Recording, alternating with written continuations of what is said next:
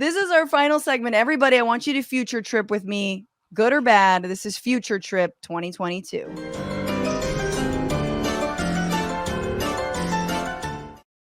What is happening this year, you guys?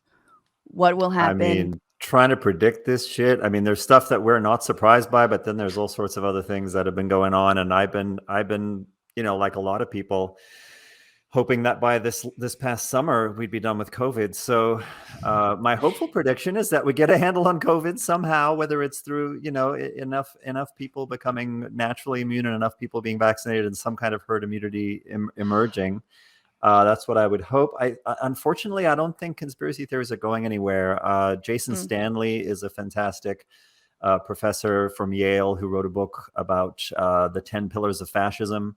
And, he talks about how in the conditions that we're in, which are the preconditions for fascism, all of these things happen. You get conspiracy theories, you get a denial of science, you get anti-intellectualism, you get a resurgence of strongman kind of fetishizing of traditional masculine and feminine roles, all of that kind of stuff. So yeah, I'm not super optimistic, but I do always hope that through improving the discourse, through helping more people be scientifically literate, through educating people about logical fallacies and how to think things through more carefully, and how you can be a real healthy skeptic, and that's different than being a conspiracy theorist. That these are good things, and so I think the work that you're doing, the work we're trying to do, is trying to move the needle in that direction. That's all I got.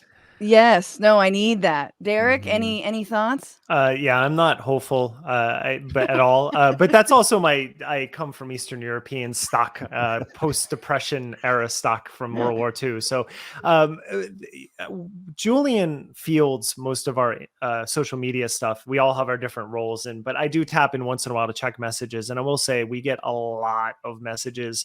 And one of the things that's been very heartening is receiving, I would put it in the dozens of people who are vax hesitant, who listened to us and got their vaccines and thanked us for it. And that is so everything to me. And that just broadens out to my actual hope, which is as people are seeing each other in person more and more often.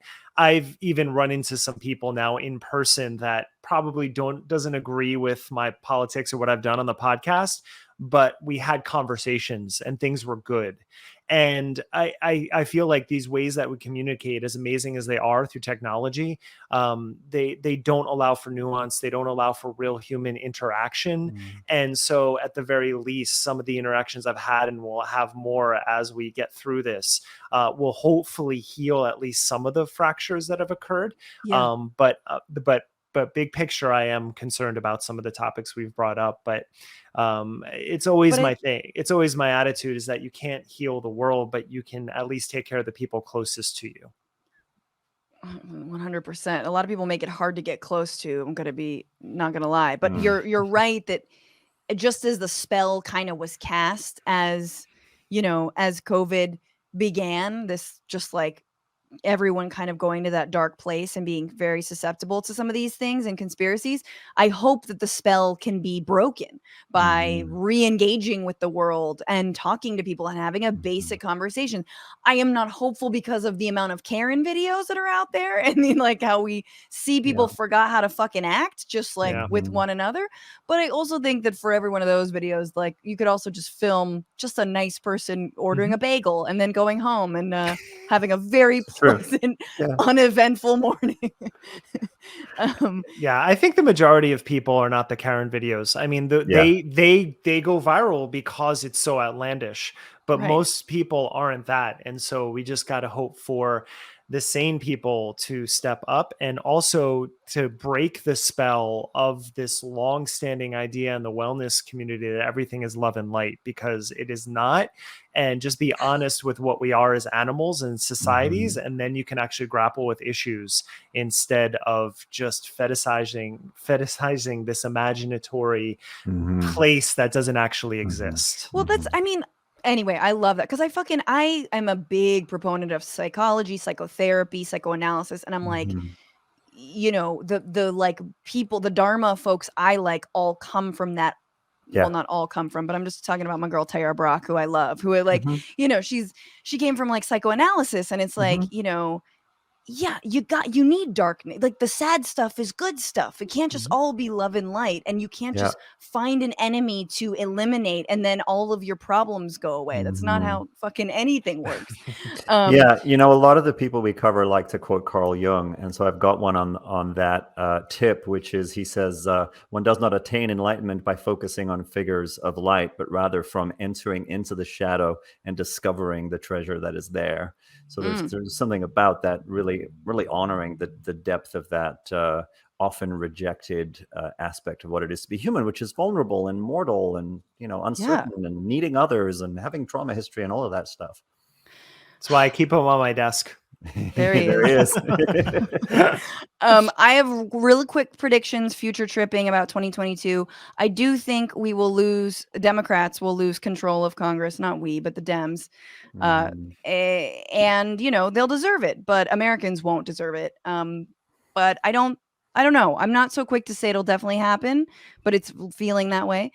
Even though I think Stacy Abrams will become governor of Georgia. Very excited for that to happen. I think nobody will resign over January 6th. Anyone who helped plan it from the inside. I think finally this podcast will get some sort of sponsorship. If it's got to be from supplements, so be it, dude. Let's just go forth. I need that money. No, I'm just kidding.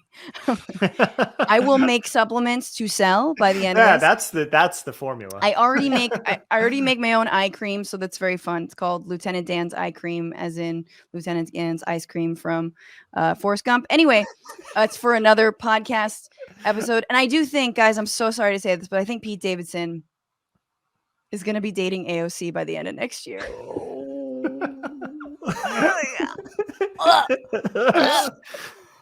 No, she wouldn't, but like maybe she would. You don't know. The Davidson, like, you know, talk about a grift or like a intergalactic, I don't know, ascension of consciousness. Something happens when you're in the orbit of Pete Davidson. So everyone just keep Pete Davidson fucking away from AOC. I grew up not far from Staten Island, so I don't know what's going on there. But yeah, they gave us Wu-Tang, so I guess there has to be a balance.